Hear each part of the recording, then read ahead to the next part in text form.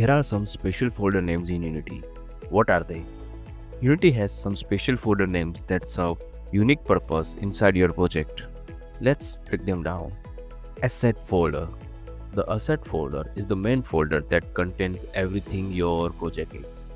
Script, scene, texture, prefab, audio, and more. Editor folder. All scripts that are placed in a folder called editor are treated as an editor script rather than runtime script.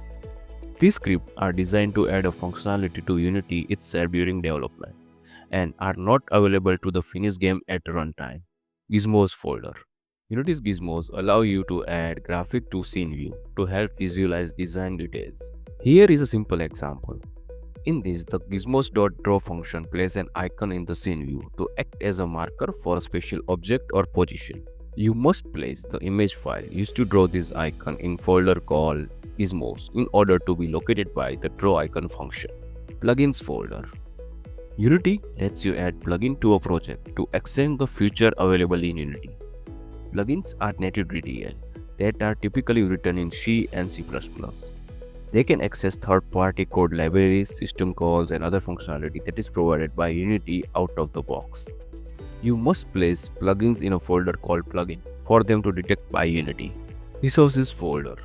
Generally, you create instance of asset in a scene to use them in a gameplay, but Unity also lets you add assets on demand from a script. You can do this by placing an asset in a folder called resources folder. You can actually have any number of resources folder and place them anywhere in the project. This asset can be loaded using the resource.load function. If the resource folder is under an editor folder, then the asset in it are loaded from the editor script, but it will be stripped from the player build. Standard asset folder. When you import a standard asset package, the assets are placed in a folder called standard asset folder. Knowing how this folder works help you structure your project cleanly and efficiently.